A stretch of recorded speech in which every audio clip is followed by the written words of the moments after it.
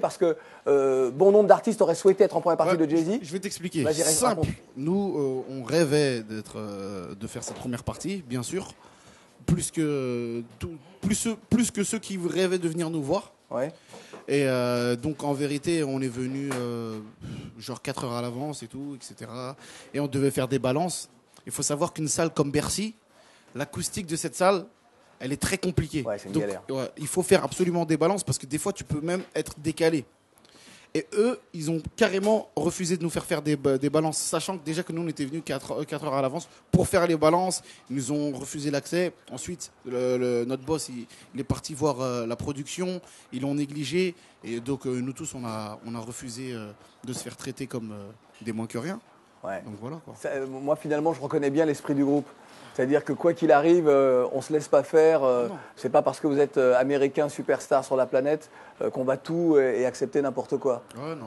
C'est ça l'esprit? Ouais, non. Nous, bon, c'est section d'assaut, on attaque. C'est tout. Et bon, maintenant, maintenant, attention. Ouais. Jay-Z, c'est quelqu'un de grand dans le rap qu'on respecte énormément. Et comme je l'ai dit tout à l'heure, on aurait grave kiffé faire sa première partie.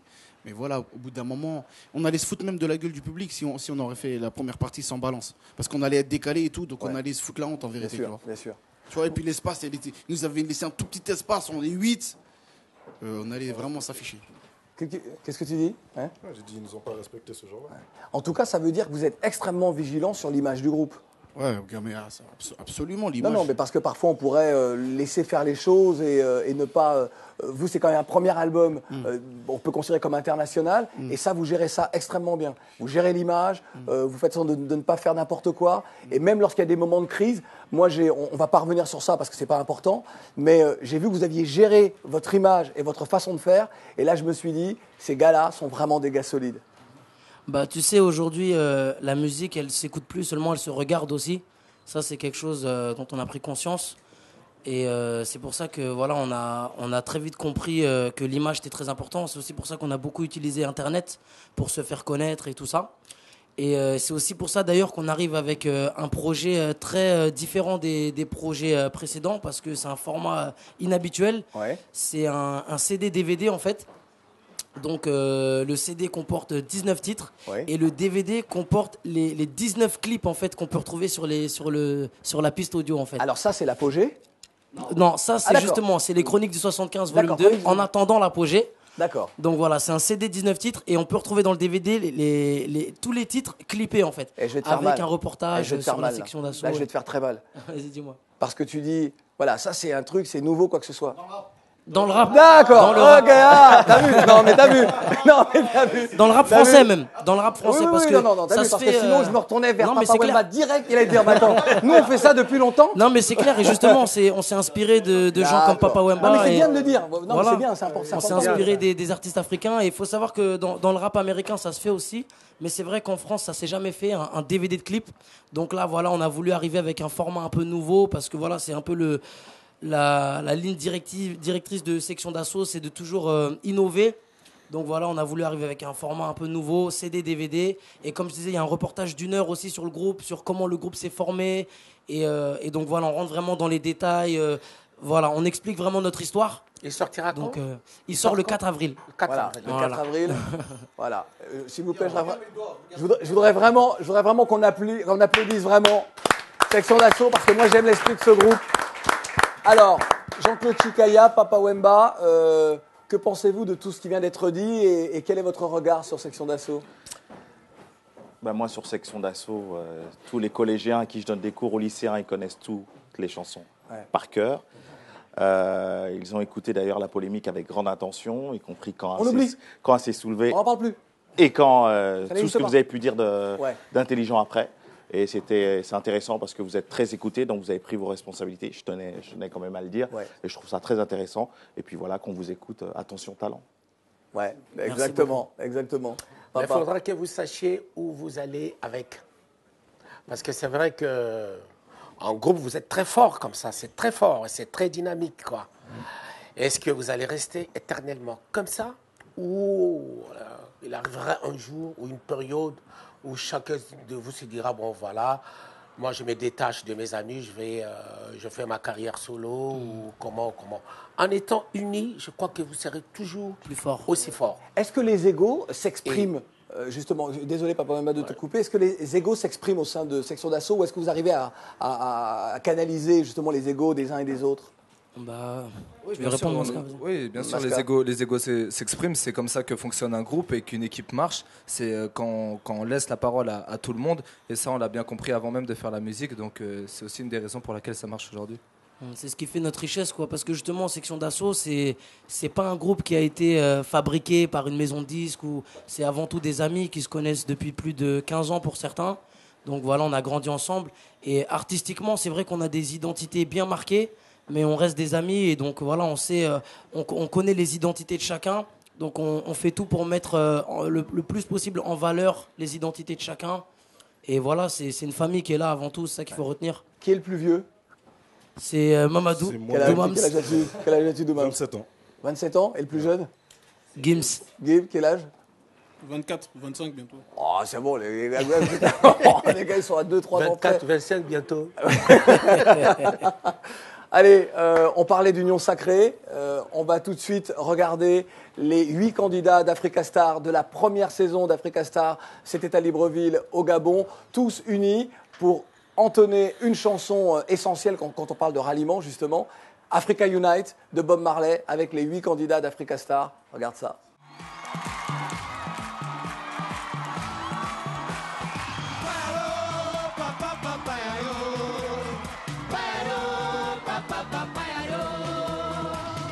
Africa unite, 'cause we're moving right out of Babylon, and we go into our father's land.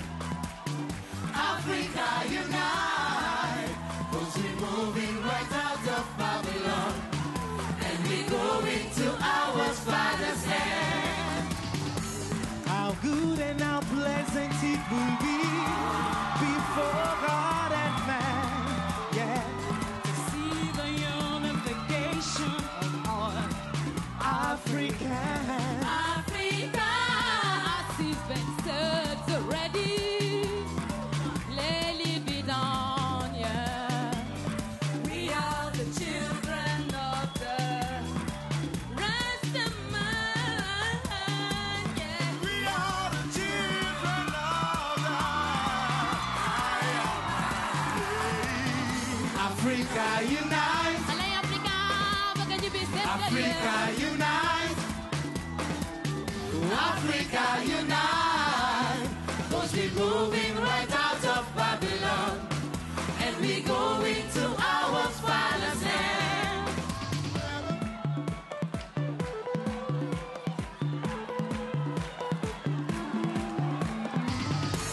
How good and how pleasant it will be before God and man, yeah. To see the unification of all.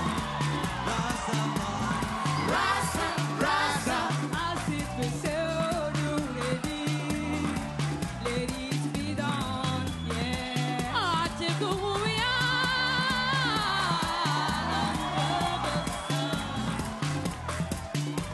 'cause we are the children of the Rasta man. The children. We are the children of the Africa unite. Africa unite. Africa unite. 'Cause we're moving right out of Babylon, and we go into our father's land. Bayado, papa, papayado. Bayado, papa, papayado. Africa Unite, les 8 candidats d'Africa Star. C'était un moment exceptionnel, magnifique. Épique. Épique. Et puis vas-y, continue. Quoi d'autre encore? As-tu C'est- d'autres synonymes? Magique, Historique, vous l'avez déjà dit, Historique, magnifique. oui. Oui, c'était la première fois qu'en Afrique, C'était la on première organisait fois. une telle Tout à fait, compétition tout à fait. musicale avec dans les mêmes standards télévisuels qu'en Europe, qu'en Occident. Voilà. Et on l'a fait sur le continent africain. C'est ça la génération consciente aussi. Vous voyez, Mister D? Tout à fait. Voilà, c'est ça. Je vous présente Jean-Claude Chikaya. Enchanté, Enchanté. cher ami. Vous servez un... La semaine dernière, vous connaissez bien François Durper, il y a eu un regard complice, Oui. comme si vous vous étiez ambiancé dans quelques soirées, là avec Jean-Claude Chikaya, non? Parce que lui est plus sage, moins enjailleur. On se connaît, on se côtoie, on se croise, croise, voilà. D'accord. On parle un petit peu Voilà, de choses on et d'autres, échange, voilà. notamment sur le plan politique, la société et autres. Tout à fait. D'accord. Alors on vient de voir justement un beau panafricanisme musical avec tous ces candidats, tous ces jeunes chanteurs. Jean-Claude Chikaya, alors, il est volontairement, même si on se connaît bien, je ne veux rien oublier, éditorialiste, journaliste sur Africa numéro 1, chroniqueur dans Respect Magazine, cofondateur et porte-parole du collectif Devoir de Mémoire, formateur sur la connaissance justement de la banlieue pour expliquer aux uns et aux autres et parfois même à des politiques aussi, ce qu'est la banlieue et surtout intervenant dans les collèges et lycées, éducateur, et je m'arrête là, on aurait pu aller beaucoup plus loin. Quel est le point commun entre toutes ces casquettes, toutes ces fonctions ? En fait, ces fonctions sont liées à mon histoire personnelle. Moi, je suis né d'une mère antillaise et d'un père congolais. Je suis né à Paris. Quelques mois après, j'allais habiter en banlieue. Et je me suis interrogé dès la maternelle sur le manque de personnes célèbres et qui pouvaient nous faire rêver, qui avaient ma couleur ou qui pouvaient ressembler à Mohamed, Roberto et autres.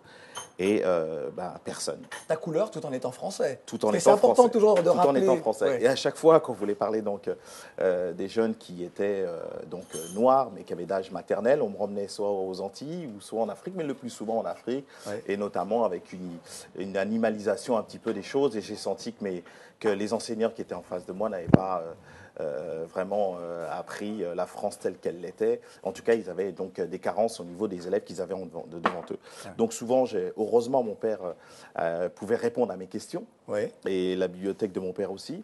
Donc je me suis dit, je vais essayer de réussir mes études pour justement après transmettre ce malaise identitaire que j'ai vu qui n'était pas seulement le mien, pas seulement de mon côté antillais ou de côté d'appartenance à une catégorie sociale, la banlieue, ou côté africain. Ouais. J'ai vu que mon voisin qui pouvait s'appeler Sylvain Blanc ou une voisine qui pouvait s'appeler Sylvie Blanche aussi ne savait pas et ne connaissait pas l'histoire française, mais dans sa totalité. Alors, Chikaya, est-ce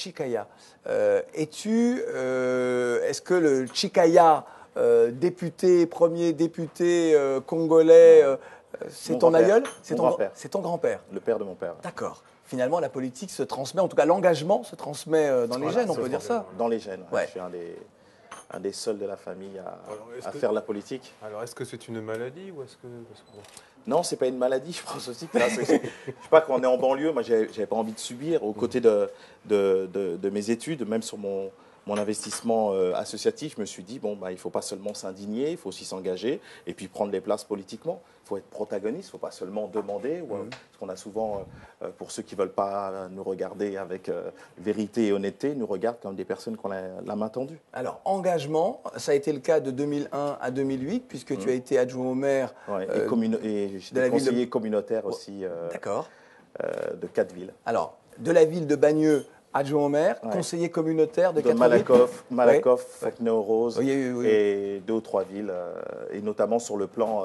Qu'est-ce que c'est un conseiller communautaire? Alors un conseiller communautaire, c'est plusieurs villes qui se mettent ensemble à les agglomérations, et ce budget mis en commun profite à chacune des villes et parfois à toutes les villes en même temps. Et moi, je me suis mis dans la commission, c'est la seule affiliation politique que j'ai eue avec les Verts, donc en 2001, pour que justement l'écologie, parce que c'est là où le bas blesse le plus, c'est dans les quartiers populaires, c'est là où malheureusement, l'écologie n'est pas assez au top niveau. En tout cas, il faut donner la culture de l'écologie, et il faut aussi que l'écologie soit connue et sue par les personnes qui habitent la banlieue, qu'on ait des moyens ou non.